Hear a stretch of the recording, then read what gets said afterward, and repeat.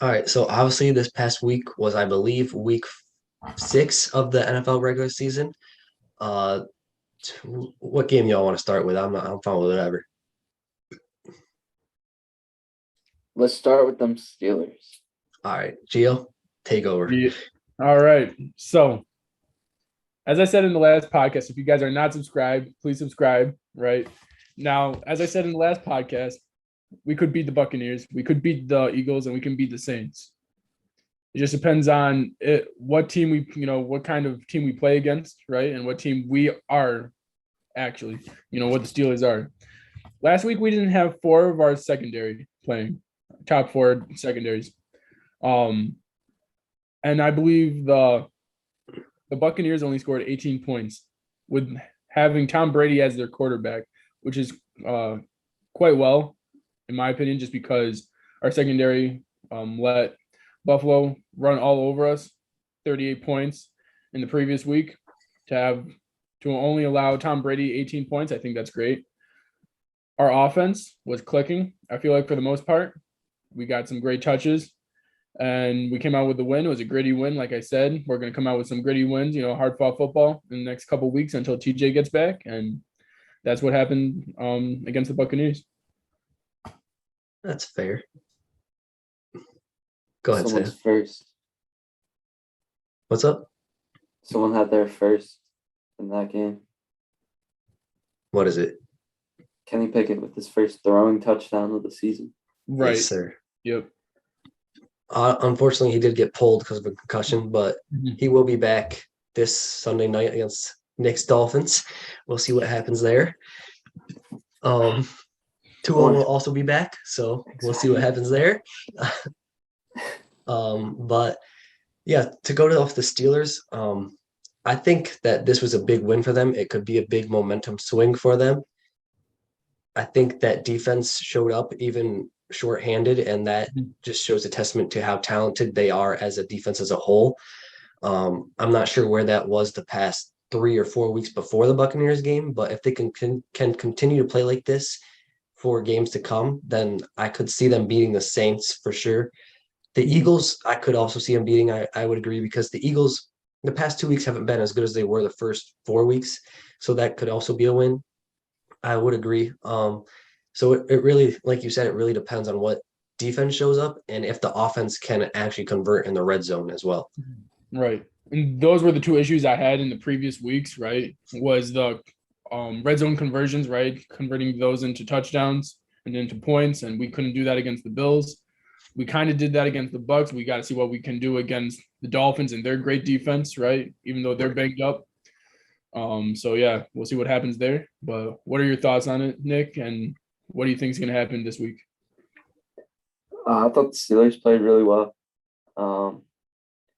It was tough to see Pickett go down because I think their offense is better under Pickett. Right. Yeah, their defense played really well, which I was really shocked about. But this upcoming week, they have probably the biggest challenge. Only because Tua's back, and when Tua's playing quarterback, that offense is explosive. But yeah, I just hope Tua doesn't have too much rust on him. No QB luck in Miami though at all this season. No, I mean, Tua basically said that he lost consciousness after that hit. So Right. I'm not sure if they're rushing him back or if like he's actually healthy. We'll see what happens. But I think like we said in the previous pod, if you haven't watched it, go back and watch it. We said that we think he should sit out another week. And I think that he still should, but obviously that's not going to happen. I'm also in agreement. I would rather have him sit than have him 100% for the rest of the season. But speaking from the past, I don't necessarily know if that's going to be what happens. Right. And I feel like it's also because you guys have lost like 3 in a row that they're like, okay, we got to go win now. So Tua, you're in. Yeah, but like, I hate watching Teddy play. You guys could have won. Bro. So So in like the first quarter, Skylar Thompson drives the ball down the field. Yeah. The first drive, they get in field goal range. Skylar Thompson gets sacked Mhm. out of field goal range, punt the ball. The second drive, there was probably like 5 plays. Skylar Thompson advanced the ball into field goal range. And I'm saying like 5 plays in a row got called back for flags. So like flags, and then Teddy play was terrible Dang. because like Skylar hurt his thumb, Yeah. started like bleeding and stuff. I just hate watching Teddy play. Yeah. Teddy's more of a backup than he is a starter. There were so many times where he would just be sitting back, and so there would be like side pressure coming around. Instead of stepping up into the pocket, bro decides his best move is to try to like swirl around Yeah. the DN, and he just got himself sacked like 3 times by doing that, bro. Yeah. He did that all last year too. When I watched Broncos games, it was awful. Like I was so frustrated. I guess I have to bring up Jalen Waddle too. Mhm. He had that big fumble. Miami was looking to tie the game.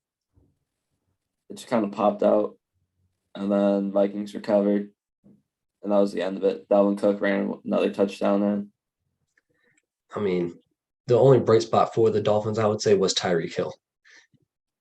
Well, Waddle played well, except for that fumble. Okay. Well, you would expect that those two would be your best bright spots without Tua, at least. Even then, though, Even don't sleep what? on my tight end. Oh, Gesicki, that's true. He did play good. He played very well. You know, he was getting open, allowing for easy passes his way, Yeah, and then he was making big time catches in the end zone. So that's true. I expected more from that defense, though. They haven't been showing up the past few weeks. uh, But Gio, what are your thoughts on the Steelers Dolphins game So, coming up?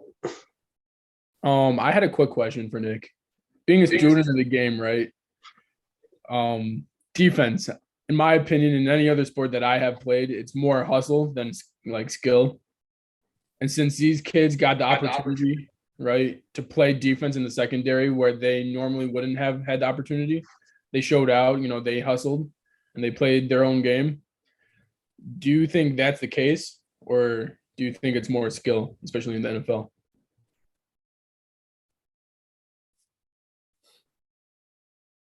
I think it's a mix of both, but I think skill goes into it more. Mhm. For example, Noah Mhm. Miami's cornerback. He came in with a lot of effort when he came into the game, Right. and it wasn't necessarily good defense because he Mhm. got a flag or two called on him. But once he like settled in and the skill took over and he like Mhm. kept playing as hard, Mhm. he started to play really well. Had really good knockdowns. So I would say it's both, Mhm. but you have to rely on your skill. Okay. Because my thought process is our secondary, I think that they played extremely well considering last week without Minka, right? And I would say he's one of the most skilled, secondary players in the league, right? As we've said before. I would want to run with those same guys as we did last week just to see how they play against you guys in this explosive offense. But at the same time, like you said, I would want my skilled players in. So I didn't know how I would want to play defense this week coming up. Is if we should play with the same guys that played well, or should we run with the guys that we kind of trust? I feel like it depends what's happening behind the scenes Mhm. because we can see what happens in the games, but like it really shows in practice more than anything who Mhm. wants it more, Right. and the people who want it, Mhm. I would play because Okay. they're gonna do their thing. So it's kind of a difficult way Mhm. way to go. So, to answer your question, Jake, my thought process was more on the defensive side, right? Mhm. Because our defense has not played as well as to our expectations for the Steelers. Right. And I think they played tremendously well, all considering last week against Tom Brady, Chris Godwin, I believe, and Mike Evans, right? Mhm. So because I think our offense, even with Mitch Trubisky, he was 9 for 12, 144 yards, 1 touchdown. Chase Claypool started getting going, 96 yards, 1 touchdown. Najee had 14 carries, 42 yards. So I think our offense is gonna be there. It's gonna, start producing points. I think it's all about that defense. And seeing what they did last week, I would want to run with it, but we'll see what happens. That's fair. The only thing I would say about the offense is that I would like to see more from Najee. He's still not running the way I would expect him to, Exactly. based off what he did last year. Mhm. But yeah, that offense I'm not really worried about because with Kenny Pickett at quarterback, they get down the field pretty Right. easily, it seems, Mhm. except against the Bills. But the Bills' defense is one of the best in the league, so Right. I wouldn't hold that too much against them. But I know Say doesn't like that, but I'm gonna roll with it. The only thing I would say for the defense is that as if I were a Steelers fan, I would hope that Minkah Fitzpatrick were to be healthy this upcoming week, because if he's not, I have a feeling that Tyreek Hill will have a field day on that defense if there's no Minkah Fitzpatrick. I would agree, but at the same time, that's why I was asking Nick if the hustle makes any difference, because they do. Everyone in the NFL has skill, right? Right. Not everyone has the hustle, and I think those guys out hustled the Buccaneers offense last week. And I'm just curious on if they can do that again with the explosive offense with the Dolphins. Yeah, but I mean the Bucks offense isn't nearly as explosive as the Dolphins with Tua at quarterback. I mean, they really don't have deep threats. It's more medium intermediate throws with Tom Brady that eases down the field. So I would be more scared this week if I were a Steelers fan than I was last week. Agreed. And I would like to say, who held Buffalo's explosive offense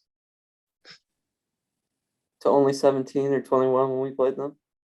And I believe the Dolphins won that game as well. So Who held that offense? And The they were on Dolphins, but I mean, here's the thing: the Dolphins' defense hasn't played that great since then, though. that is also very true. Yeah, but we're also so Nick Needham just went down with an injury. Okay. He's supposed to be out for the season, I think. Mhm. Byron Jones still has not played a single snap for us this year. Right. He has a hamstring injury, right? Yeah. Okay. Frustrating. Mhm. Need that boy back. Yeah, for sure. But the run defense is still there. 100%. I mean, they held Delvin Cook to very little yardage until that long run. Exactly. Like his stats may say whatever. Like he had how many yards? But like he had like 53 in one run play. So Yeah. I don't. It's the secondary that's scaring me though. Yeah. But even then, I feel like the Steelers' weapons are good, but I still think you guys could contain them pretty well. They're not good enough. That's what I'm saying too. That's what I'm saying. Yeah. We make circus catches though. That's the thing. Like our offense, like Chase Claypool, Deontay Johnson, Pickens, they all make incredible catches. Yeah, that's true. I don't think any other receivers can make those types of catches. In reality, like Odell Beckham, maybe like the top receivers can, but for some reason, our offensive weapons, they can make these catches like looking easy. That's true. But even then, I still think that the Dolphins' offense will just be a little too much for your guys' offense to keep up with. Which I agree, but at the same time, we got to see how the defenses play, right? Both of our secondaries are questionable, I would say. Yeah. Our run defense isn't quite there, but the Dolphins' run offense is not right there as well, I would say. So it's going to be a close game. Like I said, it's going to be a gritty, football for the Steelers for the next couple weeks. But we just got to see if we can contain that explosive offense, and if we can, then I expect to win. But if I expect Tua to have a MVP type game like he has been in the last couple of games he's been playing, then obviously the Dolphins win that game. I'm still going Steelers though, for sure. I see a Dolphins blowout. I see Waddle having 3 touchdowns, Tyreek having 1. And I see Xavier Howard having 2 picks. I think it will be a close game, but I think the Dolphins come out on top. But yeah. Speaking of backup quarterbacks, Yeah, Cooper Rush, the controversy, it's over. That's all I'm gonna say. That boy So actually y'all played don't against- trust in Rush? No, that All boy right, cool. actually played. That boy actually played against a real defense Mhm. and showed who he really is, a backup Right. quarterback. Right. But I will say, I am not mad that we lost to the Eagles. The Eagles are arguably one of the best teams, if not the best team in the league right now. But I don't think they are the best, but they have the best record. And I'm not mad about that. I'm not mad we lost to them. We could have easily won if we had Dak at quarterback because they didn't even play that great. They only scored 27 points. The Cowboys offense averages around 30 when Dak's at quarterback. So I think we could have won with Dak. But being 4-2 without Dak Prescott for 5-6 weeks is a win for the Cowboys. I expected us to win maybe one at most 2. So I'm happy with where we are, especially with Dak coming back. And Dak comes back in a fairly easy stretch. We have the 3rd easiest schedule remaining in the league. So I think he can get us to 11, 12 wins by the playoffs. And then hopefully we have momentum going into the playoffs and we'll see what happens from there. fair. I would also say it's a big dub, being where you guys are at 4-2. Dak does bring that extra gear. As well as Rush has been playing, the offense was still very lackluster. The defense was a huge part of those wins. And bringing Dak back where they have more quarterback play, I think it'll open up their entire offense more. And I think the Cowboys fans should be looking forward to Dak being back. I definitely am. And I think that even the Cooper Rush stands who wanted Rush to keep starting realized that he's not the starting quarterback. But speaking of the defense, I expect a big bounce back performance from them this upcoming week. They did not look that great last week. So I think they're going to come out with a vengeance and be hungry and go after Jared Goff. And I think we won't blow the Lions out, but I think we do win. Fair. I also see the Cowboys winning. Gia? I agree in the sense that the Eagles made you guys look vulnerable, right? But at the same time, your guys' defense had pretty much carried you guys through all the way. I would expect them to make some mistakes along the way as well, and that's what happened against the Eagles, going against that explosive offense. Another thing, though, I think the Eagles are way overhyped, to be honest. I don't think they're as good as everyone's saying. To be honest, they played against poor teams, right? Meaning they beat the Lions, the Vikings, the Commanders, the Jags, the Cardinals, and the Cowboys. I mean, the only 2 good teams there are the Cowboys and the Vikings. And I don't even Record-wise. think, record-wise, right? But being in teams, I don't even think the Cowboys are even that great. Well, without Dak, yeah. And but even then, Dak was only completing 48% of his passes. Okay, but with Dak, we still win, I think. Against the Eagles? Yes. I disagree on that statement. I think you guys are going to be better. I think you guys are going to make it close. But at the same time, I think the Eagles are the best team in the NFC, but they are nowhere near capable of winning a Super Bowl this year. I agree. I think the hype is way too overhyped. Mhm. I'm going to stick to my statement. We win with Dak at quarterback. Which can happen. Their defense didn't play as great as I expected to. The first half defense was great. but that was also Cooper Rush just making dumb throws, which Dak wouldn't have done. So I think Dak could have tore their defense apart.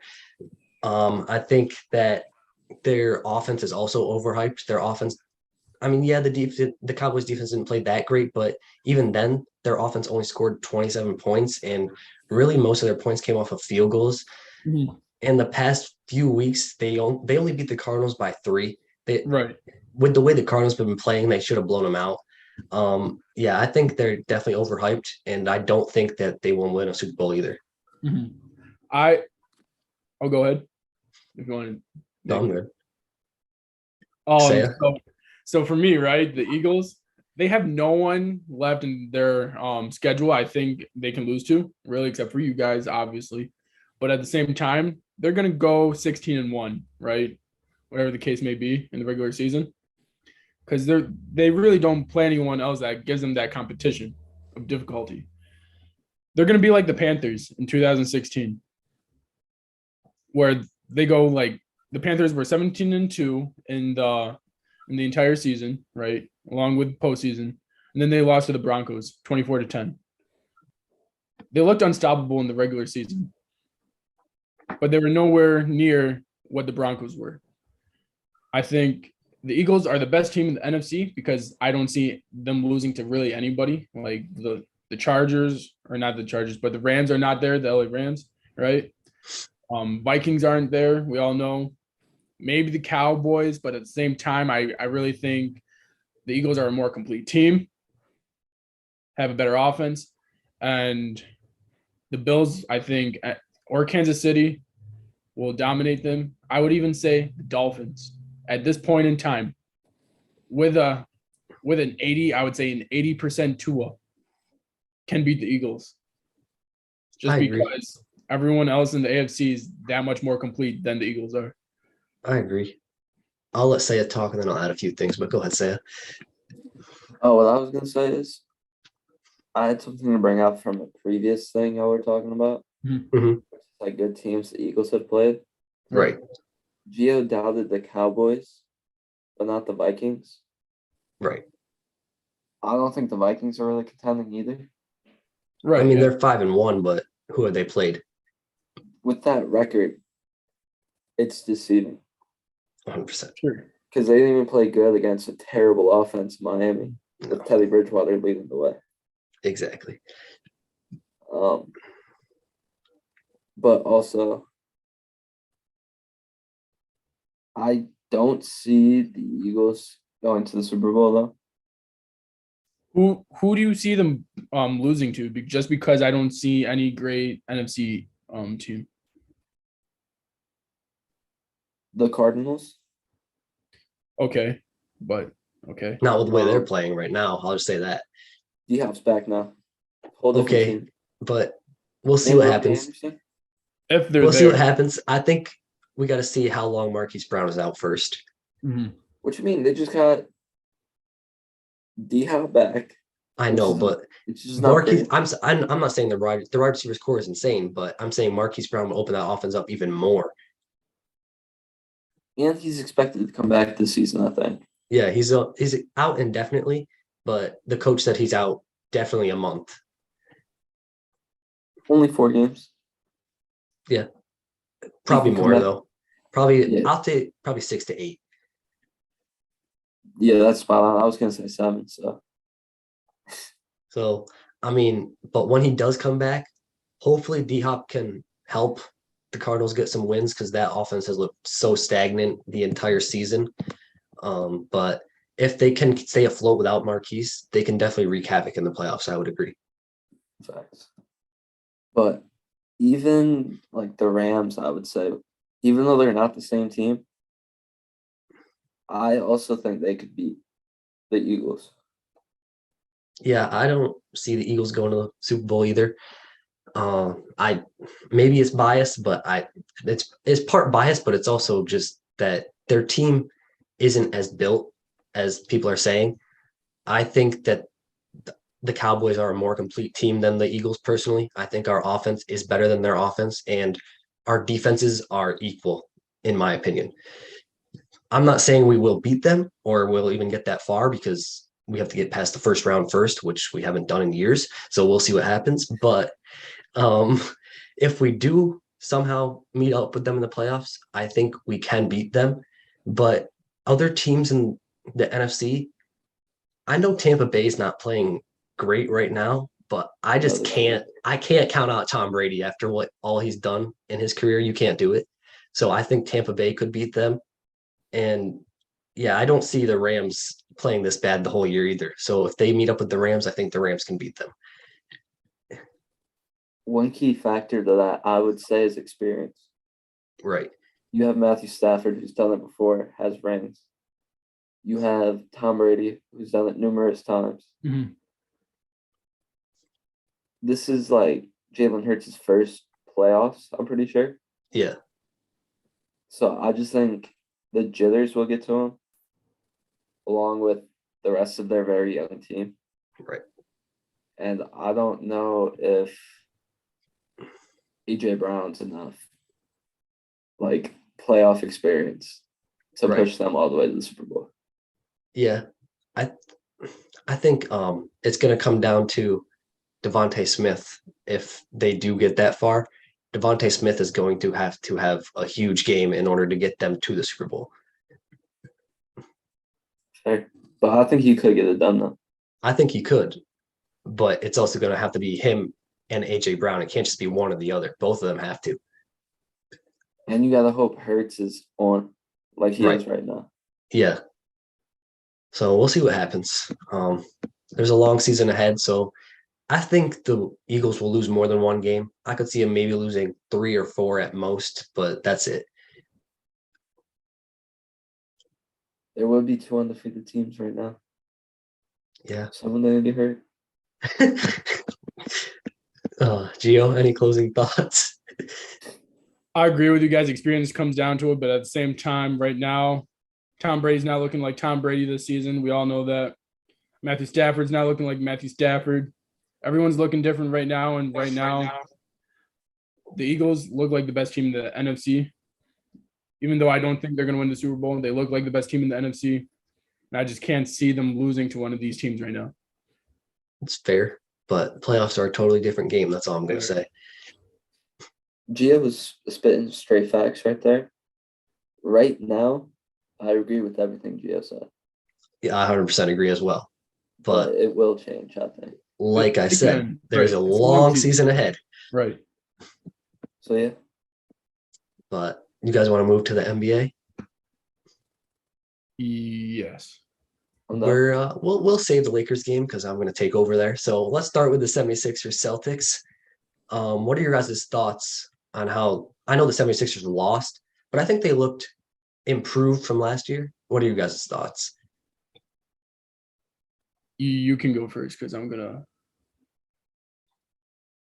go off. I don't know if they look. Are you talking about like end of season Sixers compared to right now? I'm talking about just regular season. I'm not saying like very improved, but they looked better than they did last year, I would say. I think so too. But I also think it's the start of the season Yeah, where they're gonna pop out for a little bit. right. And then also, I don't know if y'all saw James Harden and Tatum's ankles. Mhm. Absolutely bricking that three. Yeah, I saw Right. it. Yeah. And then he breaks Marcus Smart's ankles. Yeah. And the boy airballs. Yeah. Mhm. I mean, like if you're gonna break ankles, you gotta make the shot. You can't just stand there, shimmy, and then airball. Come on now.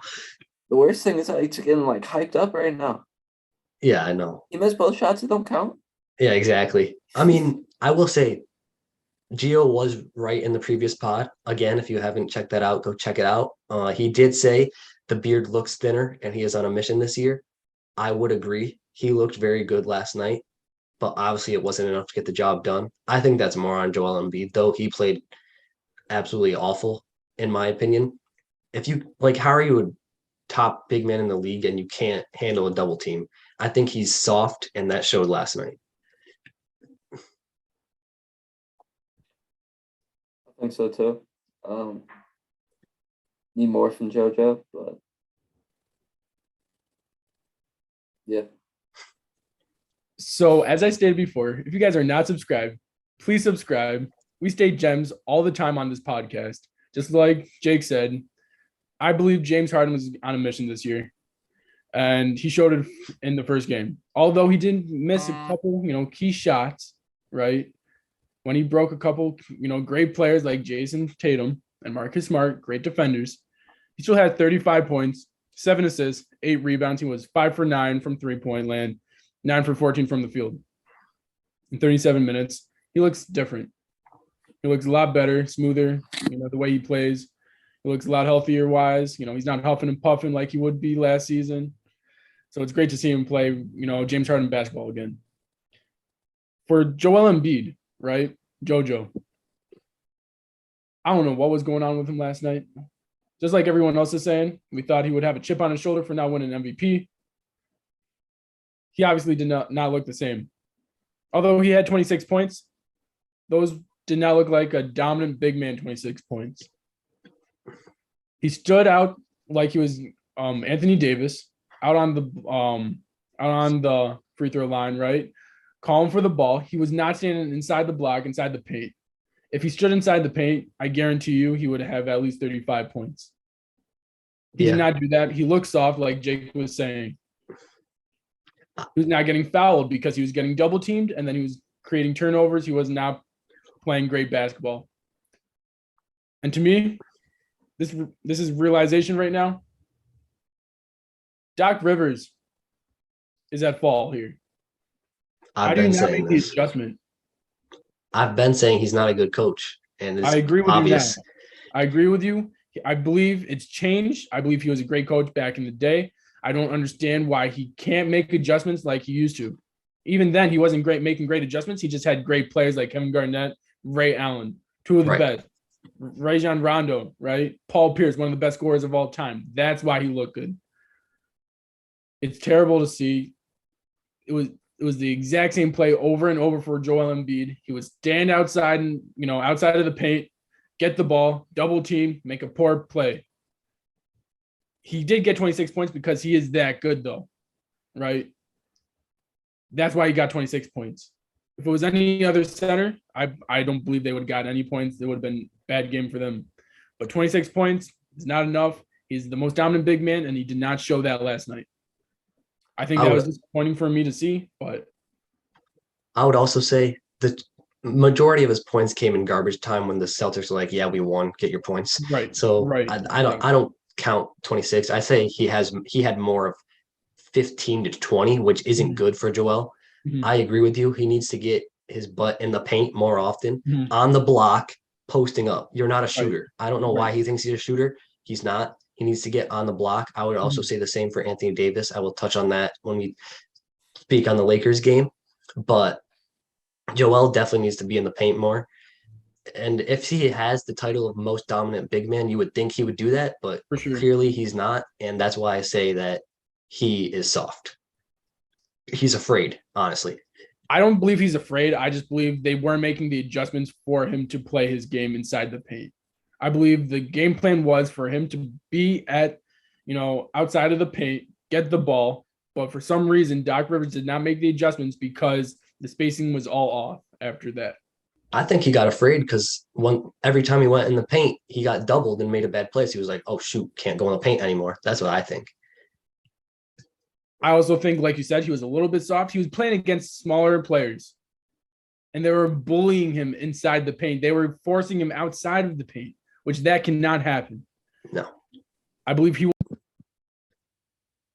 So cliffhanger Gio back in business. But finish what you were stating about Joel. I think after this game, he's going to have a chip on his shoulder after everyone, said all those things about him, saying how he's, soft, not the most dominant big man. He's going to have a chip. He's going to come out better than usual. He's going to have that MVP type season once again. One game does not define an entire season. And all I got to say is give all the credit to Jason Tatum. He really looked like Kobe Bryant last night. I will also say you have to give credit to his sidekick, Jaylen Brown. Jaylen Brown is not a sidekick. He is a co-star. I think that those two work hand in hand. You cannot win without the other. And I think they're just great co-stars, man. It's not Batman and Robin. You got Batman and Superman on that team. Yeah, I So, agree. And I think the Celtics made the right move in keeping Jaylen Brown, even though he was rumored to be for sure. potentially traded for Kevin Durant. I don't think that would have worked. I'm glad that the Celtics kept their core, and it showed last night. They are a team to be reckoned with in the East again. We'll see what happens in the playoffs, but I wouldn't be surprised if they get as far as the Eastern Conference Finals again. We'll see if the Heat, they got a bad call last year. His heel was not on the line. We'll see if the Heat can get revenge on him. But the Celtics definitely are a team to be reckoned with, even without Ime Udoka. That team looked exactly the same. Honestly, their defense, I would say, looked even better than it did last year, which is scary because that defense last year was the best in the league. And I loved how fast paced they played because that just adds so much to their offense as well. And also Malcolm Brogdon off the bench as a 6-man, that's crazy. Yeah, I was gonna say, as much as you can credit JT and Jaylen Brown, I would say having Brogdon coming off the bench adds levels to this team because he's such a two-way player where he can score the ball, he can lead an offense, and he's gritty on defense. And he can just facilitate the offense as well. Right. He's a phenomenal 6-man to have. But also someone I want to show love to was Grant Williams. Taking Time Lord's spot while he's hurt. I think he played a really big role in that. And I think he was part of scaring Joel Embiid out of the paint, if you want to call it that. Yeah. So yeah, shout out those two dudes along with JT and Brown. I agree.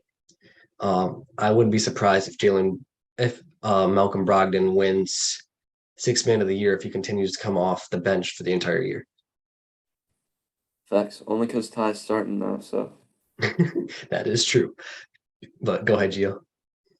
Brogdon is that player that will make you go to the finals and win the finals, right?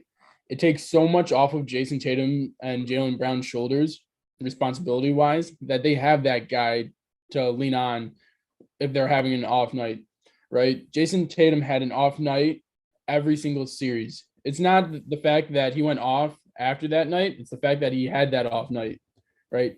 Forcing them to play an extra game. And every extra game in the playoffs means you're getting more tired, more battered, and that's why you will not win the finals if you're battered up, right? As many games you can save will help you in the long run. And that's why they brought in Brogdon, and I think that was a great move, and it showed last night. I agree. I think Malcolm Brogdon is that piece that they were missing last year. I think if they had Brogdon last year, they would have beat the Warriors. And I think that they brought him in knowing that and hoping that they can get back to the finals and get another shot at it with Brogdon coming off the bench this time. We'll see what happens, Saya. You saw what happened to the Heat tonight. Let's see. Oh man. I can go on and on and on. I can make a full podcast just talking about that Heat game. All right, we won't do that, but I guess we have to talk about the Lakers game. What are your guys' thoughts on it before I take over?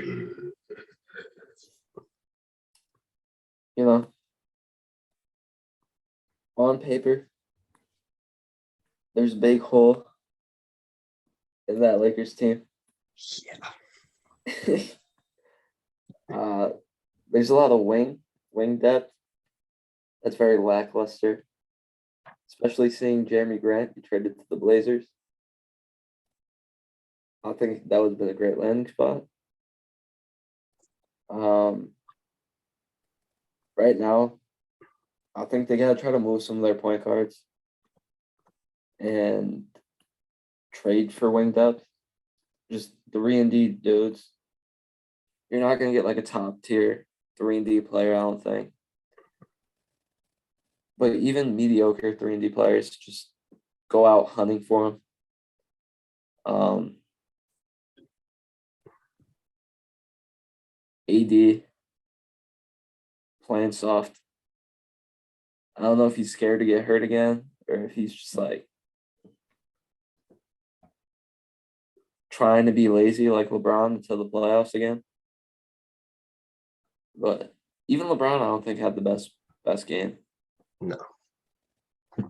So just very frustrating, but also kind of nice to watch.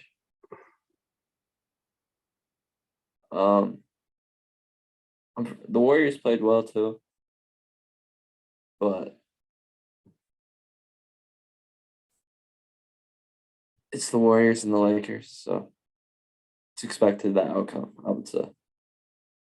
I agree. I didn't expect to win. I just expected a better fight than what we put up.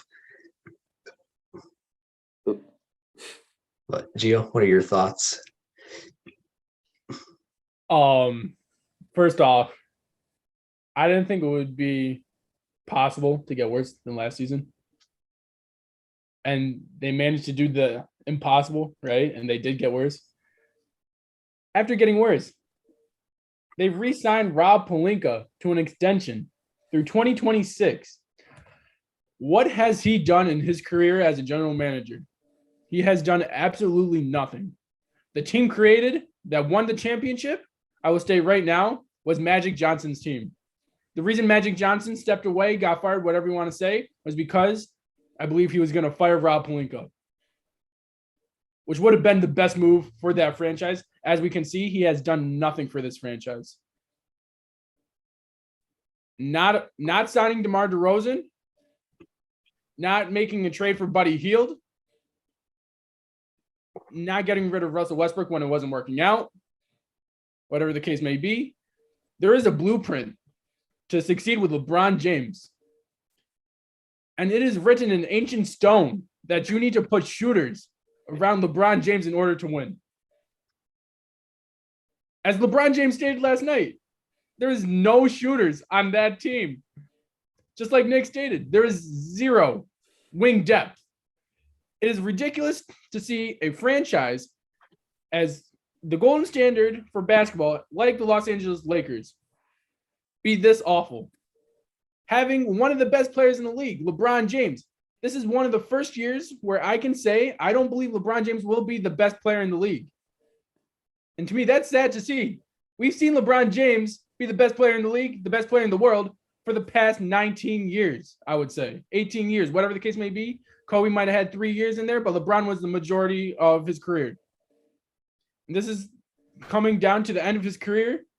He's only got a couple more seasons left, and Rob Pelinka is pulling this. I cannot understand why LeBron James re-signed with the Lakers, extending his contract. Rob Pelinka in the front office is letting LeBron James down. He's letting Anthony Davis down because he was the only bright spot in that Lakers. I feel like he was putting his body on the line, getting the steals, getting the rebounds, getting the points. Although LeBron James had 31 points, he was laughing when he was losing. He was hugging Draymond Green. I feel like Kobe Bryant would be disappointed. You do not do that when you are losing, especially the first game. I don't care who it's against. To be competitive, you will want to win, and that is not the championship mindset the Lakers have right now. Yeah, but like LeBron's also just trying to get his team chemistry up. True. He does that all the time, right? Screw that. I don't care. Screw that. Nah. You know Draymond's trying to come to LA. He's trying to get that team chemistry going. Screw that. But at the terrible shooter on the court. Exactly. At the same time, though, a bright spot, Kendrick Nunn, a former Miami Heat, had 23 minutes. 13 points, 3 from 6 from the three-point line, 5 for 9 from the field. He's a bright spot. Got to get more minutes. Should be starting. He's honestly a starter, and he's not starting. You start Lonnie Walker over him, 2 for 7 from the field, only 5 points. So a lot of adjustments have to be made. We'll see what happens. It's still only the first game. But right now, if history repeats itself from last season, it's not looking good for LeBron James. I agree with a lot of what you said, except for the fact that Kendrick Nunn should be starting. Yeah, I know y'all are skeptical, but hear me out. Okay, I'll hear you out. but it's just that someone needs to start over Russell Westbrook. That's all I'm going to say. Correct. But at the same time, I like Kendrick Nunn running that secondary unit. I like his production, Okay, I like that too. but I would rather have him come off the bench and be that spark. Mhm. But I want to see him get more critical playing time. Right. So I think he should be closing games. Mhm. And I think he should be playing more time throughout the game. But should have starting that- off the bench could be the move. Right. He should have that That's fair. Tyler Hero role, right? He's got Yeah. the starter minutes, but he came off the bench last year. That's what I think. Okay. That's fair. I can agree with that. Well, here we go. This was the worst Lakers team that I have seen. It was worse than last year. That's saying something, like Gio said. That's Pelinka did the impossible. He did not deserve that extension. I don't know what Jeannie Buss was thinking. Sell the team. Go back to whatever you were doing before you became the Lakers owner, because this business is not for you, Jeannie. Um, I honestly, yeah, I don't know how you surround a team of non-shooters around LeBron James, knowing that LeBron James needs shooters to succeed, seeing what he did it in Miami and Cleveland. He was surrounded by shooters, automatic shooters, smart, sharp shooters. And apparently Rob Pelinka doesn't have the brain to realize that, or he just doesn't care. But I also think that he focused way too much on that Kyrie deal in the offseason that put a hinder in his plan to sign other guys, because he was like, oh, we're going to get Kyrie. We're going to get, no, we're not going to get Kyrie. I really hated that he wasn't making moves and just hoping for a Kyrie deal to fall into his lap, because that really, really screwed up our plans in the offseason, because we couldn't get any key free agents that we really needed. I did like the Pat Bev deal, though. Pat Bev did play good defensively last year. I expected more from him offensively, though. He did not need to shoot as many threes as he did. I think the team as a whole is trying to fit in too much around LeBron, just like last year, which does not bode well. Um, I don't know, honestly, because this team, it looks way worse than last year's. I don't know what else to say, and it's bad because last year's team was one of the worst Lakers team I have seen, but this looks even worse. And yeah, unless we get wings and shooters ASAP, then we're not going anywhere. We'll be out of the playoffs by the end of the season, just like last year. And I think that Rob Pelinka needs to get on the phone with Indiana and take that deal. I do not care. And yes, go sign Carmelo Anthony, please. But speaking on Darvin Ham, that starting lineup was the worst starting lineup I have ever seen in my life. Who starts three guards? Please tell me that. Plus, LeBron's kind of a guard. They're all ball dominant players outside of Anthony Davis. I don't know what that lineup was. And his rotations were absolute garbage. Like, to not play Kendrick Nunn, he basically played him in garbage time when the game was over. Mhm. Like, of course, Kendrick Nunn's going to score then. We need him in the time when the game is close. Kendrick Nunn would score. I'm not saying Kendrick Nunn's bad, but I'm saying he would score against. He would have scored against Curry and them. He needed to be in the game earlier though. Yeah. But for some reason, Darvin Ham decided to play kids like Matt Ryan and others over Kendrick Nunn, which I'm not sure why. Maybe he was trying to get a 3-point shooter out there, but even then that didn't work. So once you see it's not working, just put Kendrick Nunn in, because Nunn was basically the only player who hit a three on our team, if you look at the stats. So I really need to see more from Darvin Ham as a coach. He did not look good in his debut. I I hope he improves. But speaking on Anthony Davis, he was definitely our only bright spot in that starting lineup, I would say. Russell Westbrook didn't play bad, but the fit just still isn't right. So he needs to go still, in my opinion.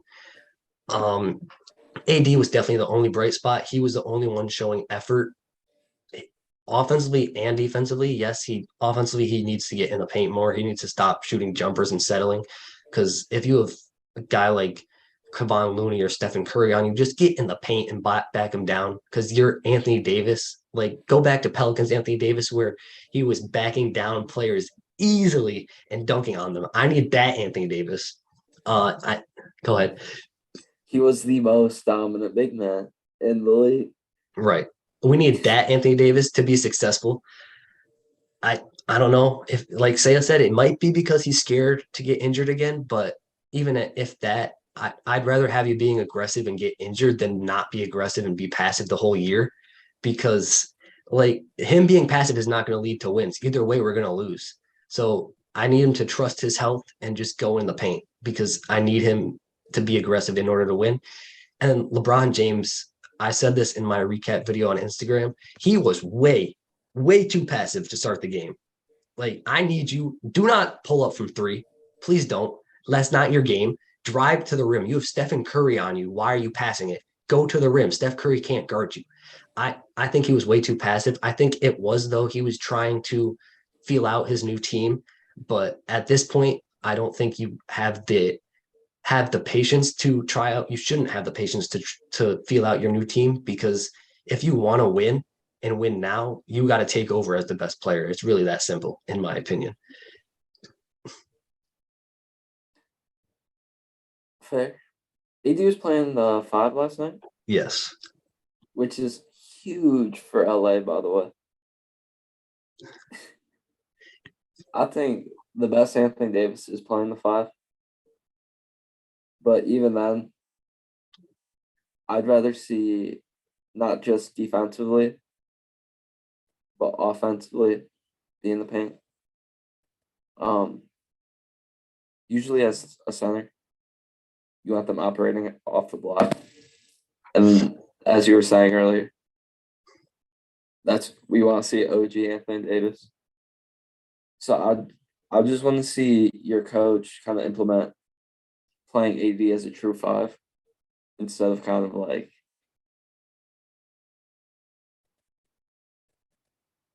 I don't want to say he's more like Kevin Durant, but I feel like he's playing more.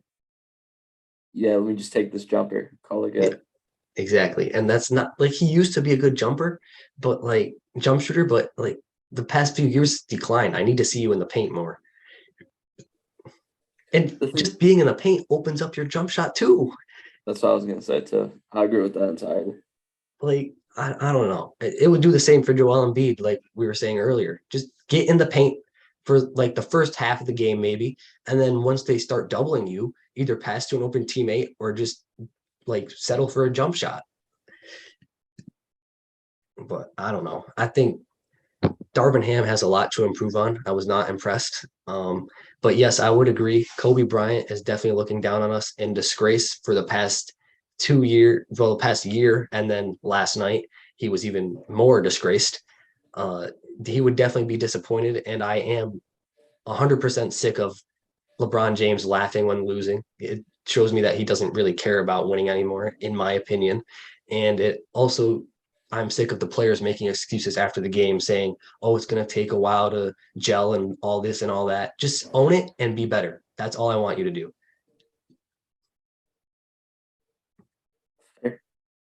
Because Darvin Ham said we have to be patient. In my opinion, there's no time to be patient, especially after last year.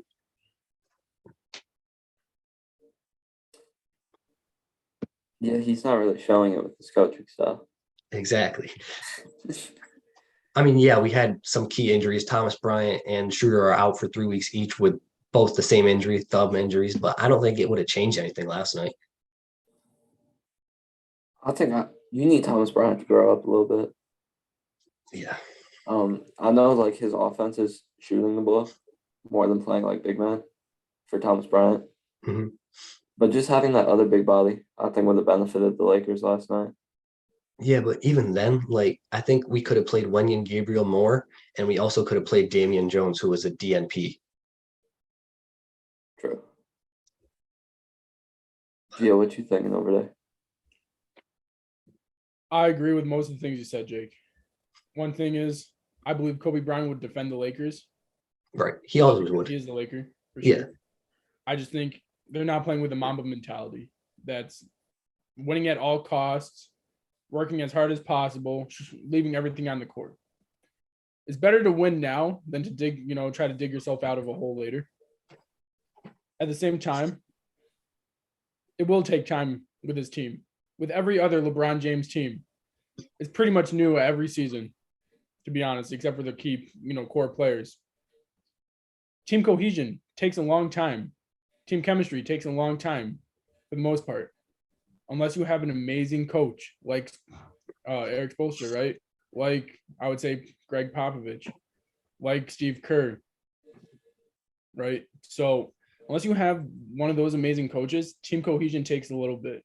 And that's where I can understand Darvin Ham saying that. But at the same time, you are right. They need to win now. LeBron James, I do like to see him being passive, trying to get his teammates in rhythm, but he needs to be more aggressive. He needs to win now. There's no time to wait because he only has a couple seasons left, right? And he's only going to be great for so long. Just like Tom Brady, he's only great for so long, right? This year's a different year for Tom Brady. Although it is off the field antics, he looks different. And this can happen to LeBron James. He can look different one year. We're taking greatness for, as an advantage right now, right? Taking it, and he's not going to be here for much longer, and he just needs to be better. Yeah, I agree. The entire team has to be better. It's really that simple. Sure. If we can't shoot threes, okay, then don't shoot the threes. At least try and drive to the basket and get a layup or something. And then show effort on defense. The defense's effort was awful. Mm-hmm. Also, Cole Swider, they drafted him to be a three-point shooter. Although you might say his defense is not there, at least he will shoot the ball. Yeah, but I don't know if he'd shoot it well against starting teams. Summer League, he was great, but that's Summer League. NBA is different. You never know until you give him a shot. That's right. That's true, but I'm just saying, I would like us to give him a shot, but I'm just saying, I think that's why we were afraid to play him. Well, if you look as bad as you did last night, I don't think there's another option than to play him. Try different things. I don't think it's going to happen, though, just because knowing the Lakers, we never try different things. No. And your only bright spot last season was Austin Reeves, and you only played him, I believe, 16 minutes. Yeah. Didn't even start him. You just signed him to a new contract. Give him a chance. Play him 20 minutes.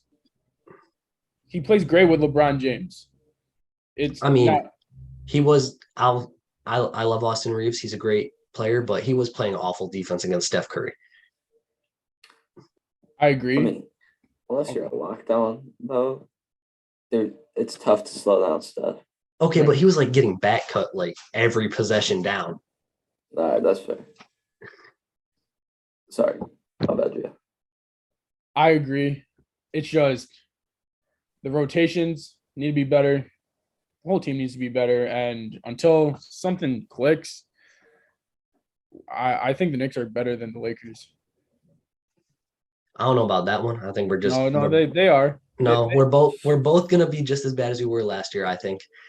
They made it a close game in Memphis tonight, going into overtime, losing in overtime. The refs gave them that. Bro, the Memphis was down 2 starters too. It's one game. I'm not gonna hype up the Knicks. The Knicks always find a way to be bad. So I'm not gonna go off one game yet. I'll have to see it midway through the season. If they're decent midway through the season, I will believe. But for now, not believing. But they sure do look better than the Lakers, though. That's for sure. Yes, every NBA team is not even a known. It's not even every NBA team looks better than the Lakers. For now. There's one dude we were talking about earlier. See, I know this player really well. Oh, Kendrick Nunn, yeah. Nah, him too. But I'm talking about someone who didn't get to play for the Lakers. In college, he wasn't a starter.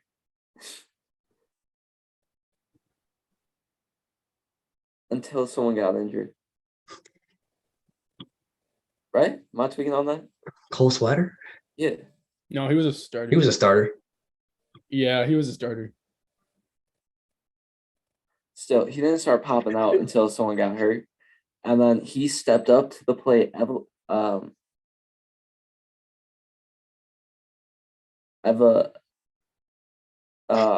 he upgraded his play and he helped SU do big things. I think you throw him in the fire, he's going to evolve into a starter. Mhm. I agree. I mean, we obviously need shooters, and he's one of the best shooters on the team, Mhm. so we might as well play him. Might as well play. Might as well, sign Carmelo Anthony. Right. Like I said last night, rebounding wins you games. Carmelo Anthony is a great rebounder along with a great scorer. Yes, his defense is not there, but rebounding, if you win on the rebounding aspect of the game, usually you win the game. So that's my opinion. Sign number 7, start Swider. Them SU boys, they'll show you something. I wouldn't say start Swider, but definitely play him off the bench.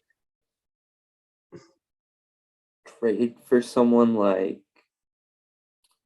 he's not necessarily a wing, but he can play the 4 for you. He knows winning basketball. What? Continue, please.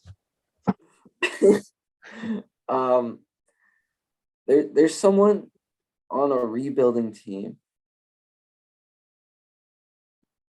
Y'all, you need a big game.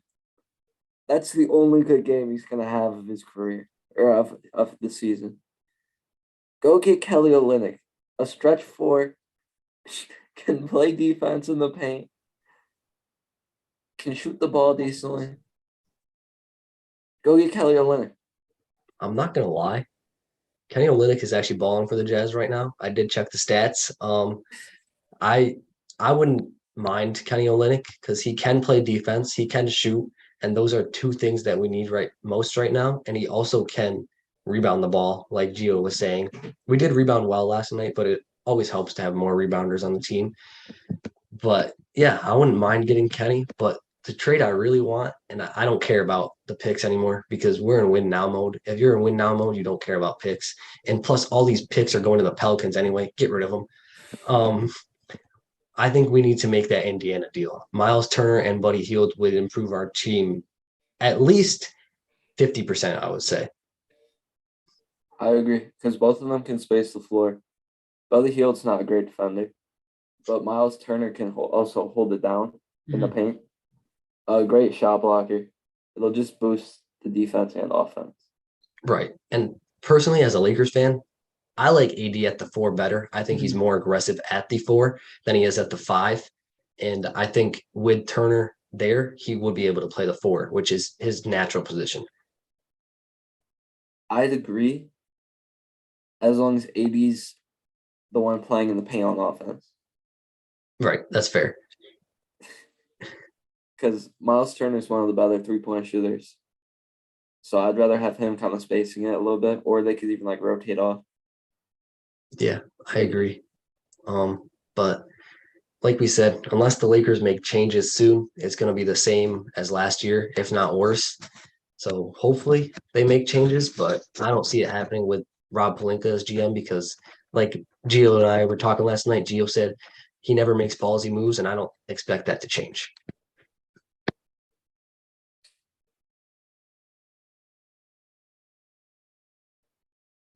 No kahunas.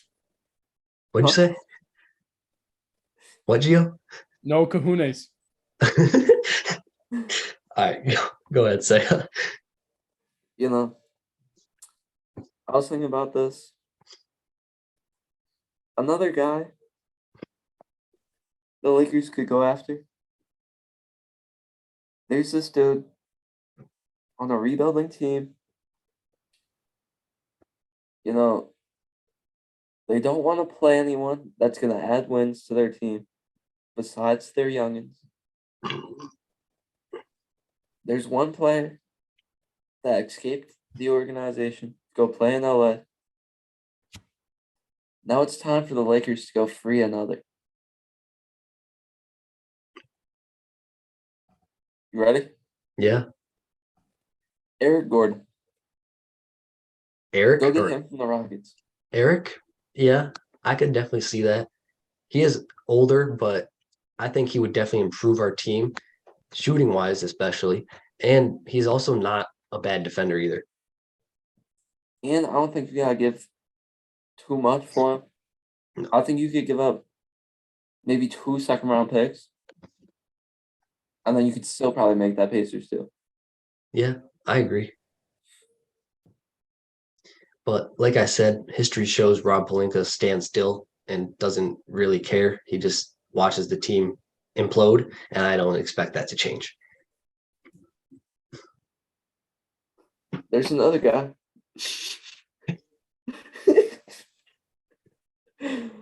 The Lakers can keep all their assets.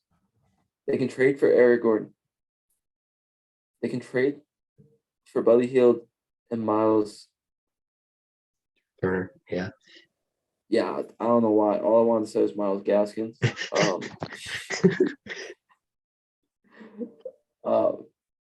They can make both of those deals, and all they have to give up is a little bit of money. Go get Carmelo Anthony. Facts. Please, someone sign this man. I really hope it's the Lakers, but either way, if it's not the Lakers, he deserves to be in the league. He should not be at home watching. He needs to be in the league. He showed last year he can still produce at a high level, and I hope someone signs him soon. And I really hope it's the Los Angeles Lakers because we could use his shooting. Highest Another 3-point person- percentage of his career last year at 14 points per game. So, Yep. Ready? Yep. Another Laker, future Laker that could be. Now, this player brings no defense whatsoever. But you want to know what he can do? He can chuck that rock. You want to know what he will do? He will chuck the ball. Currently, he's in the G League. I think he's under contract, though, so they'll have to trade. One of the top college players from last year, I would say. He wore the number 35.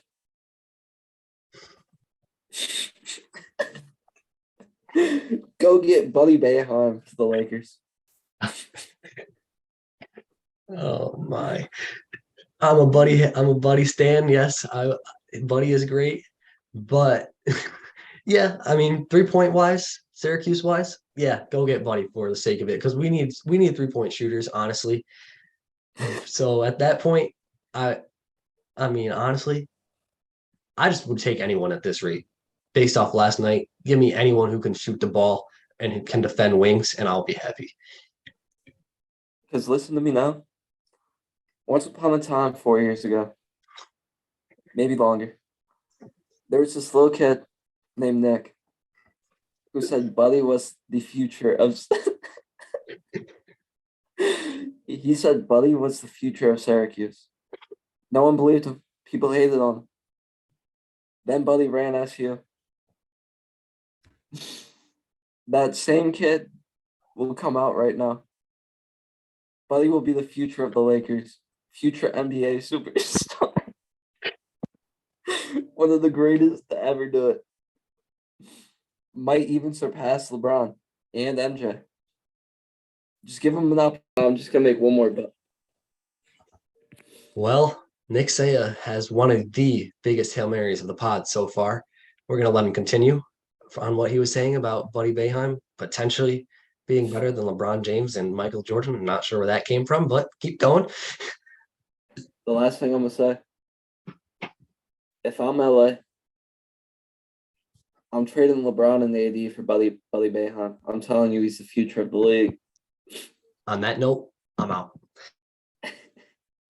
Hear me out. Buddy Boeheim was hated upon in Syracuse for a little bit. But you know what? There was one believer in him. I DM'd Buddy. Told him to take over SU. Did he respond to me? No. But I think he saw my text. Because Buddy was a massive part of that SU team last year. And I take full credit for that. You got the my proof? DM. Huh? You got the proof? I can pull it up right now. Let's see the proof. Say less.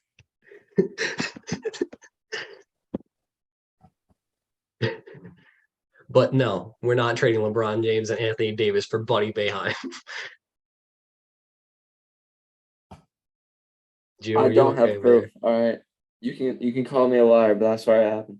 there?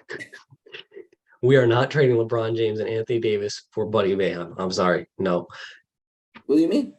no. LeBron's got The a few most more we have years to left. trade for Buddy Boeheim is a money exception and maybe 1 second round pick. Y'all gotta do it then. If it's so Well, little, it's not up to me. It's up to Rob Pelinka. just make sure LeBron doesn't stunt Buddy's growth. You gotta tell LeBron to go sit in the corner and let Buddy work. Okay.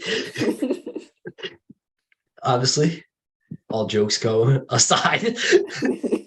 But Buddy wouldn't be a bad fit for this Lakers team because we do need shooters. He is a sharp shooter, as we have all know from his Syracuse days.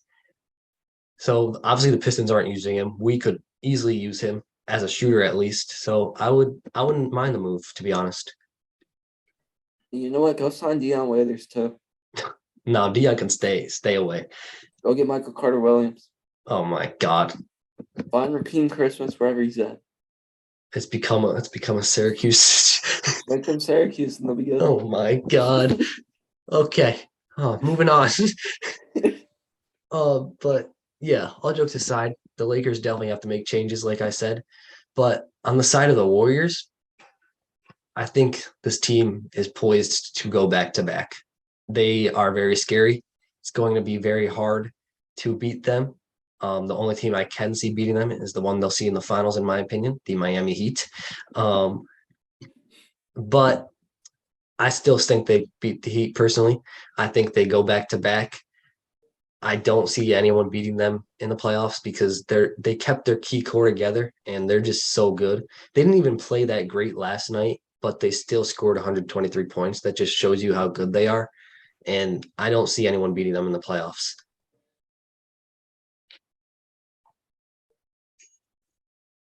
Oh, you do. It takes a lot to swallow your pride, like Draymond Green and Jordan Poole. These two players have shown that it's okay to not like each other. I feel like they don't like each other still, especially what happened. But they can play together and they can win together because at the end of the day, it is winning at all costs to get another championship. That's why I think they'll go back to back. It's because they will win at all costs. They are very unselfish players. It's amazing to see how great of players they are. Be so unselfish. The best shooter, one of the top 5 shooters in Klay Thompson, one of the best defenders in the league in Draymond Green, upcoming star in Jordan Poole, a star in Andrew Wiggins. The list goes on and on. These guys are so unselfish. Honestly, it sickens me. It really does because no one else is as unselfish as the Warriors. And that's really the basis of their success. So I see them going back to back. I really don't see them who can beat the Warriors at their best. Even the Miami Heat, I think it would be very difficult. Their depth is insane for the Warriors. They just have more depth than the Miami Heat. That's why I picked them. They have the best shooter. That's why I picked them. They have the top 5 shooter in Klay Thompson. That's why I picked them. Andrew Wiggins is a star. Plays defense. Plays offense. Jordan Poole is an upcoming star. Even with that weird mustache he's got. I think he's a star. Kuminga can become a star. Moody can become a star. Wiseman. Javon Looney works hard. James Wiseman can become a star. James Wiseman can become a star this year, matter of fact, if he starts getting the minutes. He's got all the talent in the world. Number 2 pick? Number 2, yeah. Number 2 pick in the draft, of course, can become a star. So the Warriors have all the stars in the world that are unselfish, knows how to win, and they'll win at all costs. And watch out, because they're going to do it again. I agree. And I think if Andrew Wiggins continues to play like he did last night for the entire year, the Warriors, no one's stopping the Warriors. No one. It's done. Even with Klay Thompson minutes restriction, it's done. I agree. But obviously Nick disagrees. Let's hear his Over. thoughts. Insanity time. It's over. Let's hear Nick's Miami's thoughts. We all know what's about to happen. See, you have a top 5 shooter, correct? And Klay Thompson. But what does Klay really do? Shoot. Shoot and plays That's defense. He plays Even though defense. Defense isn't the same. But it's still better than most. He could still lock down Jimmy Butler. Right. He's gonna lock down Jimmy Butler. No, he cannot lock down Jimmy Butler. I say Jimmy Neutron at most. No, he can lock. I'm sticking to it. He can lock down Jimmy Butler. Jimmy Butler? Yes. Playoff Jimmy? Yes. No, he's not locking him down. No. I say Andrew Wiggins can possibly do that because we've seen him do it to Jason Tatum. I think Andrew Wiggins will do that. It's just, I don't know. Jimmy Butler in the playoffs is different, just like Donovan Mitchell, just like LeBron James, just like Kawhi Leonard, just like any of the other stars. You cannot stop Jimmy buckets. You'll have to stop the entire team. But what happened in 2020? He got gassed. That's going to happen again, in my opinion. Gassed. It doesn't mean you stop him. He stopped himself. He got gassed. I think it's going to happen again, though. They have a deeper squad. They got Max Strus. Okay. All I'm saying, Like, Gio, I appreciate you for defending the Miami Heat on this one, even though got you. you're tripping about the Warriors still. They just got more depth. That's my opinion. You're bugging. You think Miami Heat has more depth than the Warriors? Yes, sir. They have Strus, Gabe Vincent. Who else? What, off the bench? Yeah. All right, Dwayne Dedman. Yeah. He's all Okay. right. Victor Oladipo, who was hurt tonight. Okay, yeah. But you think Dwayne's better than James Wiseman off the bench? I don't think so. No. What do you mean you don't think so? He's not. No, I don't think so. He's not. The only player that can beat anyone else on the Warriors bench is Victor Oladipo. I agree. Everyone else is better than the Miami Heat bench. Yes, that is a fact. Come on, you know that. They have Jordan Poole, Dante DiVincenzo, Jonathan Kuminga, and James Wiseman. That's not even their entire bench. JaMychal Green too, yes. Great pickup. All right. They have Stephen Curry and Klay Thompson. Okay. Yes. Yeah. Guess what? Okay. What? Offensively, we have Jimmy Butler, Bam Adebayo, Tyler Hero, Kyle Lowry constructing the offense, Caleb Martin. Kyle Lowry can't match Steph Curry. He can't. I don't want him to. Who do you want matching Steph in the playoffs? You want to know who I'll take? Who? Duncan Robinson. Okay, even then he's not matching Steph Curry. What you mean? Did you see what he did in the playoffs last year? Nothing. We don't want him to listen. It's not going to be difficult to match Stephen Curry when Miami plays them. Steph's getting 35 a night. Yeah, maybe if he's checking up 45 shots a night. Okay, that's fair, but he will. Even if he's not going off, the depth of the Warriors, you can have Jordan Poole go off for 30. You can have Klay Thompson go off for 30. Who is Jordan Poole going to go off on? Your bench. How many defenders do you have? Tell me right now. Victor Oladipo can lock that boy up. Okay, but then you also have Klay Thompson. Who's locking up Klay? Who's locking up Steph? You want to know how we stop Klay? You just stick someone on Klay. Don't play help defense. Don't leave Klay. Stick him in Klay the face. can cut. Klay's not doing that. Klay will cut. Klay can cut all day. We have Bam Adebayo holding it down in the middle. Draymond can't shoot. Oh my God. Draymond Green is one of the best point forwards in the league. Cool. I'll leave him wide open until he comes inside the key. Okay, I do agree with that. Let Draymond shoot. He can't shoot. And let Bam sit there. But You don't have enough defenders to stop the firepower the Warriors have. yeah, I agree with Gio. The Warriors don't have enough defenders to stop Miami. They don't. I mean, they just got to take Hero and Butler out, in my opinion.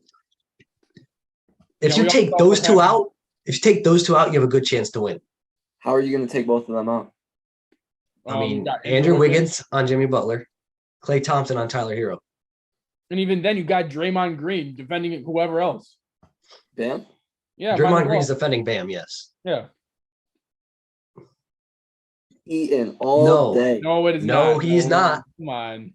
Come on. Andrew Wiggins is shutting down Jimmy Butler. Yes, he is. He'll drop a slow quick him 40 down piece enough. every game. Oh my Hey. God, he shut down Jason Tatum. He's gonna shut down Tatum's Jimmy not Butler. Jimmy Butler. Jason Yeah. Tatum is better than Jimmy Butler. Yes, That might be a hot take for you. Jason Tatum is better than Jimmy Butler. I agree. Oh, just because Jason Tatum hoops in the regular season and Jimmy takes it light unless he has to. No, bro, it's just facts. He has a better overall game.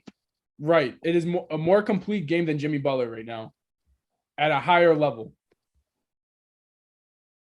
Yes. And Andrew Wiggins shut that down. He's easily shutting Jimmy Butler down. I would say Jimmy Butler will win at all costs, but so will Jason Tatum. Andrew Wiggins shut down players like Giannis and LeBron James in the regular season. He can easily shut down Jimmy Butler. But does Jason Tatum have the basketball IQ Jimmy Butler does? Because Jimmy Butler scores the ball efficiently while also getting to the line. Wiggins is going to foul out by the third quarter. And then what do you have? Nothing. Who's guarding Jimmy then? Clay? I disagree. Okay, I cool. disagree. I disagree too, because What you mean? Wiggins is smarter than that. Right. So he's going to let Jimmy score open buckets? No, he's going to contest, and the ones he makes, he makes. Okay, Also, better. Kuminga is also a good defender as well. So if you need to, I'm not worried about young Kuminga on Jimmy Butler. Yeah, no, I wouldn't worry about Kuminga on no. Butler. Here's the Butler's thing. going to eat on that. No, he's not going to eat on that. The only reason is because you can take the fouls from Kuminga. Kuminga is a good defender. He can beat up Jimmy Butler for the meantime, so Andrew Wiggins can defend him at a more efficient rate. I disagree. Kuminga's not a good defender. That's the one part of a game I need to see improve from him, and I think Jimmy would eat against him. Jimmy's eating against everybody on the Warriors. I disagree. No, he's not. What you mean? Andrew Wiggins is locking him up. Oh, Andrew Wiggins has one good series. And he has One good yeah, series? yeah, Did you two. watch the playoffs? Listen, I don't want to hear it. All right. The Western Conference Finals and the Finals are the only two series that really matter. Well, they all matter, but really, in reality, those are the two hardest. Andrew Wiggins was the biggest reason they won the championship. It's that simple. Correct. That's He it. played, And his defense is why. he played phenomenally. That's right. But I where's the have not disconnect? seen that consistently. Okay, that's fair. That is fair. I'll give you that. That's fair. And even then, it's easier to lock up a younger Jason Tatum. That is also fair because he doesn't have the experience. And Jimmy Butler has the basketball IQ to score efficiently and to draw double teams and leave Max Strus open in the corner all night. Or on the other corner, you got Ty going one-on-one against Clay. Clay can't do nothing with Ty speed. That's fair. But Yeah. I would live with Max Strus shooting over Ty because Strus is going to miss at least, I'd say he'd miss at least 5, but Ty is automatic. Okay, you want to go to guard Ty? All right. We got Gabe Vincent over there. I'd live with that all day. With Gabe Vincent? Yes. Even now, who's guarding Gabe Vincent? I'm not worried about Gabe Vincent. You should be. No. Here's the thing for me. It's not even going to come down to this. It's not going to even come down to this. I love Miami. I love their culture. I love the players on that team. What I saw from the Celtics last night, I know it's one game, but the addition of Brogdon, like you said, the defense got better. So the thing for me is, if the Celtics got better and the Miami Heat have the exact same team and was that close last year, the Celtics should come out and win by definition, right? Correct. If it's the exact same team, correct. But it won't be. But why? Why is it different? Jimmy Butler, or not Jimmy, Tyler Hero is going to get better. Hopefully, throughout the season, his defense will pick up from what I saw tonight. Okay. And even then, already I can see he's a better spot-up shooter. Pass the ball, he's chucking and scoring. but we've seen him go off shooting wise, but then we've also seen him go into slumps. That's the thing, though. He's so good off the dribble, too, That he is, yes. that you can't guard him. Who's going to guard him? Clay? Clay's going to guard him off the dribble? I would have to say so, yes. But I think Clay's 50% of the time is going to stop that. I still think Tyler's, too quick. I think Clay did lose us a little bit of a step defensively, but he's also, a knowledgeable defender where he can be able to stop him. I agree. I want to know who Stephen Curry is guarding. Steph Curry's guarding Kyle Lowry. Which is like It's So he doesn't. Kyle's plus it doesn't matter. It doesn't matter who Steph guards. Steph Curry, his defense has increased. We've seen that last year as well. It also doesn't matter because Kyle Lowry's not going to do anything, so he can save his energy for offense. Well, Kyle Lowry's still a bucket. Don't disrespect Kyle like that. No, I don't like Kyle anymore. I think he's declining. I'm not going to say he's washed, but he's declining. I don't think he's as good as he once was personally. Why? Because his stats aren't the same? No, it's just when I watch him, he doesn't look as good as he used to. His shot is worse. He's slower. He just doesn't look as good as he used to. You could have said that last year too, but he came up clutch in the playoffs. That's fair. So what's the point? Sorry. No, I'm sorry. I don't like the disrespect towards Kyle Lowry. I'm taking that to heart. I'm sorry, Right. but I personally think he's declining. That's just me, though. But when you show up in the most important games, that's what matters. It doesn't matter what you do in the regular season. Well, obviously, I'm sorry to say this, but newer NBA fans, they know it doesn't matter in the regular season. It only matters in the postseason. Kyle Lowry shows up. That's fair. He's older, which makes sense. He should rest in the regular season. Show up in the postseason. That's what matters. But also, Kyle Lowry's so good in that Miami Heat system because he's not going to score the ball unless he has to. Right. Miami's team play and their coach's IQ is so elite that, Stephen Curry improved his defense. Cool. Try guarding even Gabe Vincent. Curry's not having that one-on-one. Why not? Why? He did increase his defense. I'm not worried about Gabe Vincent. Off-ball defense, though? Or on-ball? On-ball, he wasn't even that good. I don't know. Last year, on-ball was pretty good. Huh? Last year, on-ball was pretty good in the playoffs. Pretty good compared to Kyle Lowry? Well, it's better Kyle than Lowry's what it was. offensive skill set. Sure. Gabe Vincent's offensive skill set. You got to guard him from three. Mm-hmm. Oh, you're going to start playing up on him? He'll take you on the floor.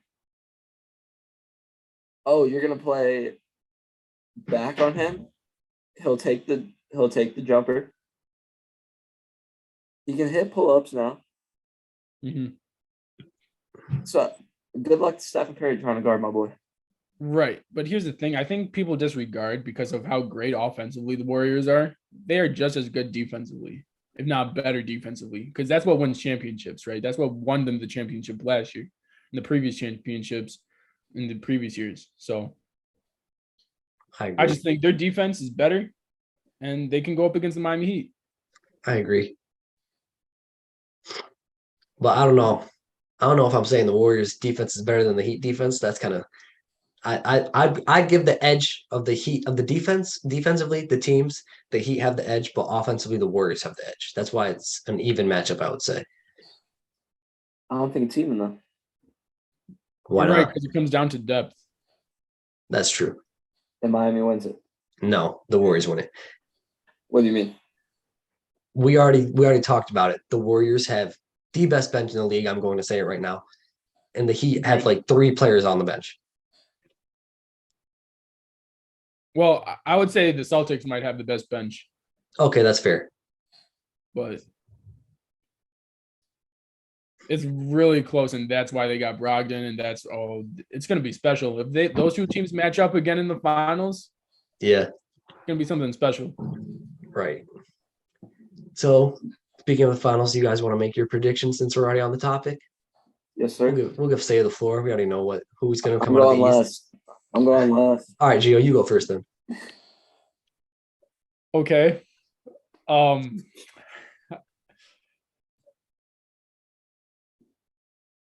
I got two teams in the West right now.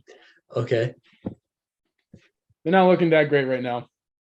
But the Nuggets, Yeah, that's fair.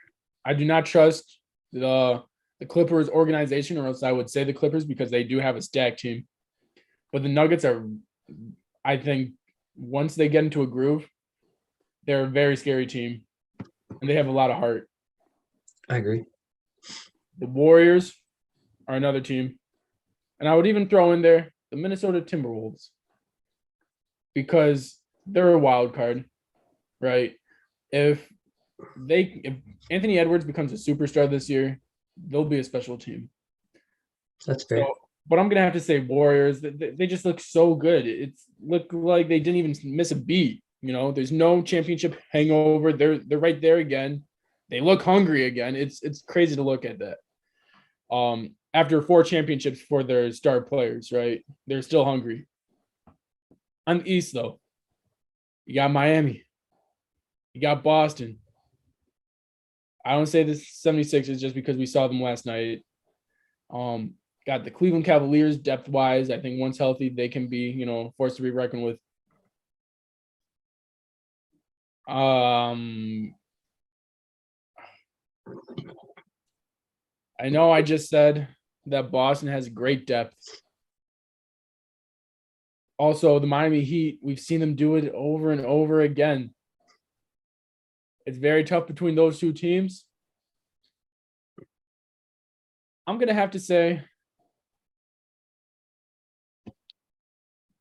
the Boston Celtics. Oh, bugging. I'm going to have to say the Boston Celtics only because it looks like Jason Tatum, Jaylen Brown, Brogdon, they're all hungry. They all want that championship, right?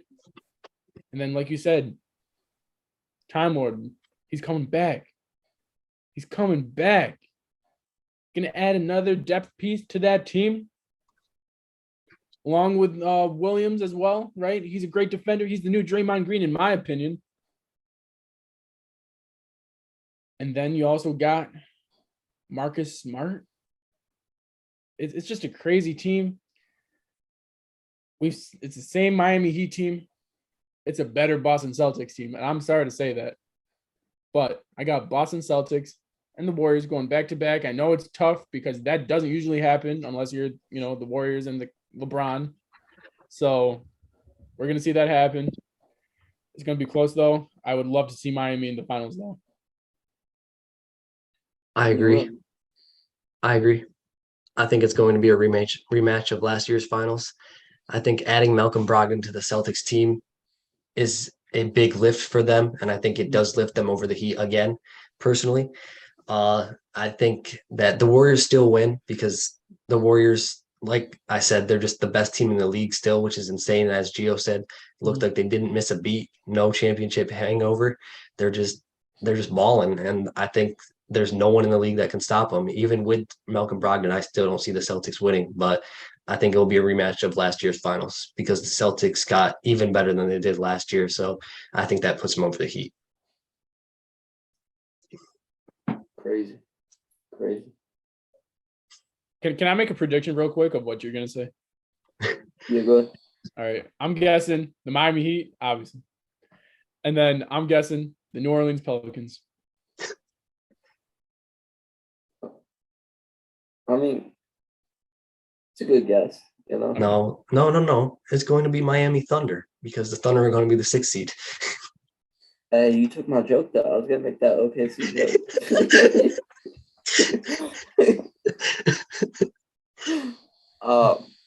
But I do not have the Celtics.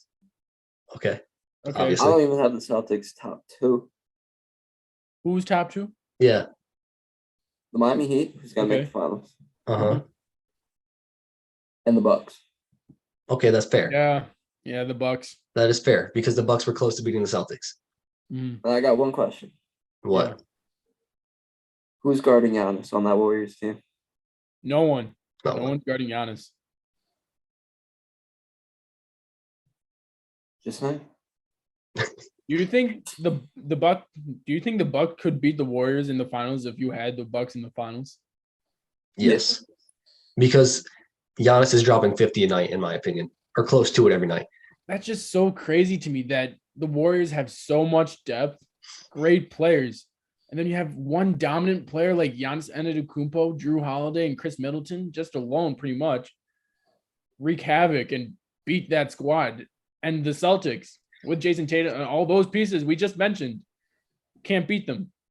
No, it's what I mean. They did it to the Suns, so they're just If Giannis does that, he's no question the greatest basketball player in the world.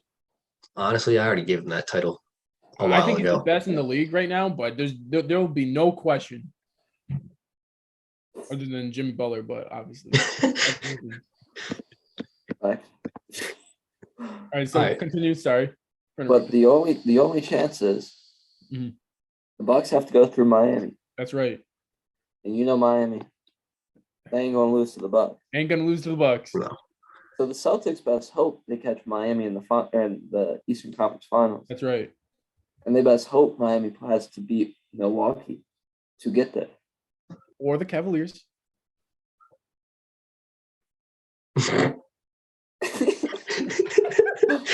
They're good. They're good, but Don Mitchell doesn't have a great track record of getting to That's true. Mm. four. But yeah. So out of the Heat and Bucks, Miami's making the East. And they're not gonna catch the Warriors. There's 2 teams a month for the West.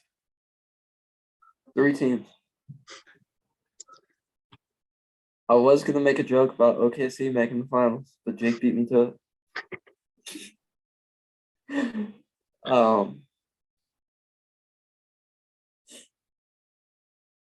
The Memphis Grizzlies will make the finals. Ooh, that's a good pick.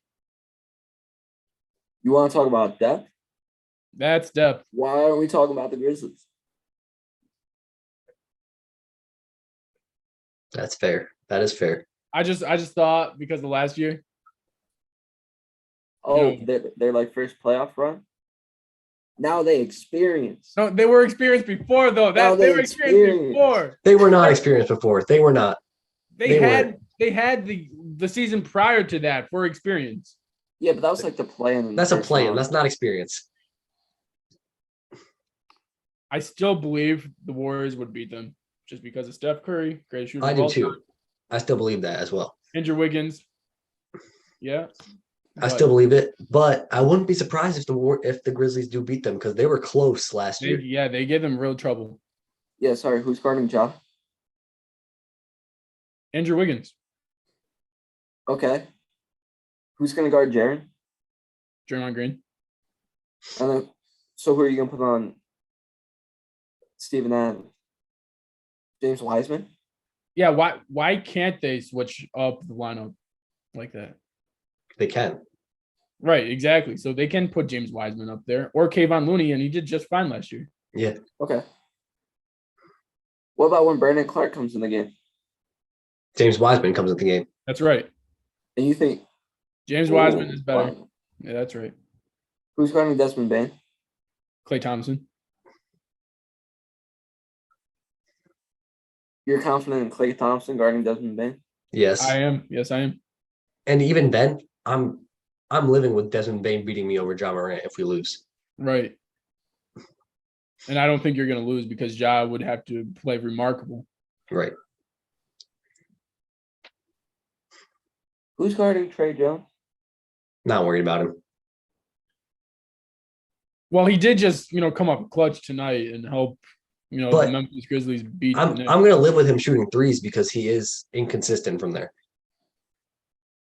At the same time, I can see where you're coming from, Nick. They gave them a lot of trouble last year.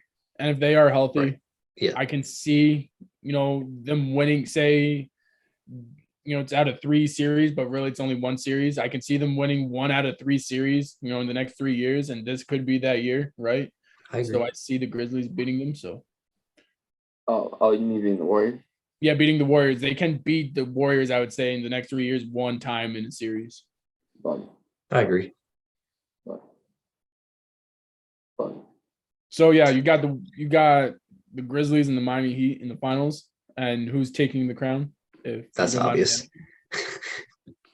But another team that I would not be surprised Hmm. if they made the finals this year from the Okay. West, the Clippers. I know That's- y'all can say they cursed and whatever, Yeah, they but are. John Wall gonna put them over the top. Hey, I agree. he's gonna but- be doing the Dougie. I agree, but they got to prove it to me first before I actually give them the credit. They will, trust. But yeah, out of the Heat Grizzlies,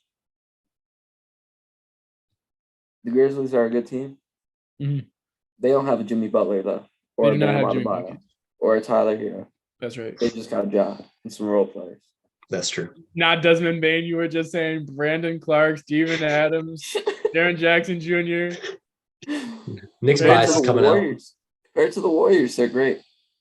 Yeah, But yeah. no one has depth like Miami, and no one has the star power like Miami. They're just the best team of all time this year. Nick's bias is coming out. In case you guys didn't see, the Miami Heat did not win tonight. Yeah, but they're not conditioned yet to play their type of defense. It is also one game out of the 82 games, so just No, I'm just saying. I just wanted to make that joke, but okay. Yeah, But- they didn't look good defensively, but they will improve throughout the year for sure. They have this one loss right now. There's only going to be 6 more this season. And I guess how many playoff losses?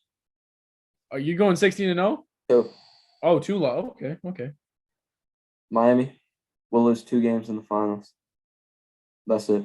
Oh, that's it. They're not even losing a game in the East. Not to Nope. the Boston Celtics, not to the Milwaukee Bucks.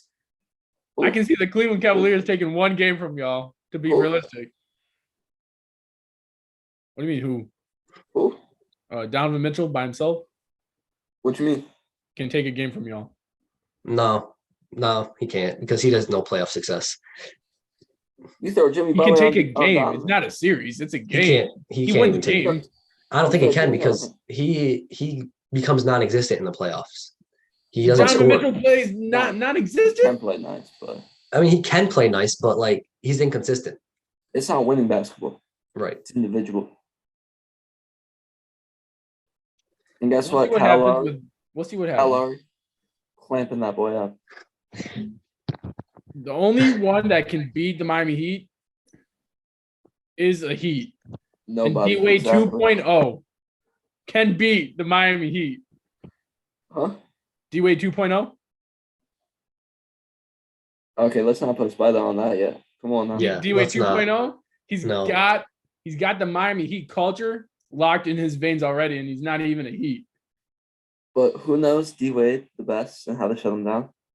LeBron James. Maybe the team he played for, the Miami Heat. Yeah, Spo. Okay. Boom. Boom. The Miami Heat will win the finals. And I'll look like a genius, especially when they only lose 2 games to the Grizzlies. We'll see what happens. I have more confidence in my Jet. Well, the Jets, I say, I'm claiming as my own, winning 13 games this season than that prediction. I do not have more confidence in that, but we will see. I'm saying right now, if you gamble on sports, Mhm. high odds for that finals matchup. Do not go back to the Put other some bread on podcast. that right now. Go back to the other podcast where Saya said the Heat would win the chip last year, and don't listen. Put some bread on that. No, don't Grizzlies listen Heat to him. finals, Heat win it all. You gonna make bank. Put some bread on the Warriors going back to back. That's all I'm saying. Well, Don't do I that. think you're losing money at that point. They're favorites and they're Yeah. gonna lose. So They ain't losing. But okay. you wanna win some money? There you go. Go back to the other pod. See Saya's predictions. They weren't all that. It's a different season. I've seen the future. I had a vision of this last night. Well, you say that every year. Okay. Gio, on that note, you got a segment? I do. It's not about sneakers this week. It's not really about anything other than a state. The state of New York, New York. We're here to play. the teams in football, the Bills, the Giants, the Jets, they're all winning. We even got the college team, Syracuse, at 6-0. sir. Just beat NC State. Yes, sir. Raider. All right, Clemson he's next. leading us to the Clemson win next. against Yes, Clemson sir. this week, hopefully, knock on wood. We also got the Bronx Bombers, the Yankees, just beat the Cleveland Guardians, right? And now they're playing against the Astros. It's time to take revenge. Time to go to the championship, win that, hopefully against the Phillies or the Padres. We'll see what happens. But right now, New York's on top. For sure. New York sports team definitely looking good. Unfortunately, the Yankees lost game 1 tonight, but just one game. Hopefully they bounce back. In the video game world, I'm just gonna keep it short and sweet, touch on the college football game coming out. They are going to add the modes that were in the game from the previous NCAA football modes, dynasty mode, the not really my career, but I forget franchise mode, where you can just take over as Syracuse for us because Cuse, and then you can build up the program with like 5 stars and everything. So very excited about that game and can't wait for it to come out. Facts. For music, there was a lot of choices. Lil Baby dropped an album. Lil Yachty dropped a song. Uzi dropped a song. But as you can see from my bio, it's Marshmello and Juice WRLD. Song Bye Bye. That's my song shout out. So yeah. Yeah, thanks for watching. If y'all haven't followed it yet, go follow the Instagram, sportshype0824, and see y'all in the next one. Yep. If you liked it, make sure you drop a like, a comment, keep the TikTok Sports Hype Pod, and as always, Gio. Hey, make sure you guys subscribe to this channel. Make sure you guys subscribe to the Clips channel. And go Cuse, baby. We'll see you on the next pod. Peace. Peace. Go Cuse. Peace.